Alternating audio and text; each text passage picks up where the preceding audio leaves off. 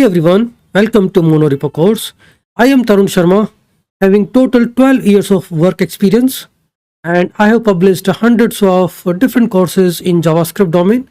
In this particular course, we will explore the fundamentals of Monorepo, why they are beneficial, and how to build an efficient Monorepo using Turborepo, Lerna, and NX. By the end of this course, you will be able to learn how to set up Monorepo using Lerna, NX, and Turborepo. What are different solutions to build a monorepo, how to set up a monorepo with NX, PNPM, and a Yarn workspace, how to organize multiple packages in the scalable way, how to link the package, how to install and how to manage the packages in the monorepo, how to optimize the build and the workflows for better performance, implement a CI/CD pipeline for automated testing and deployment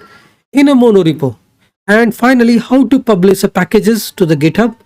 inside a monorepo which is using Lerna or Turborepo or NX.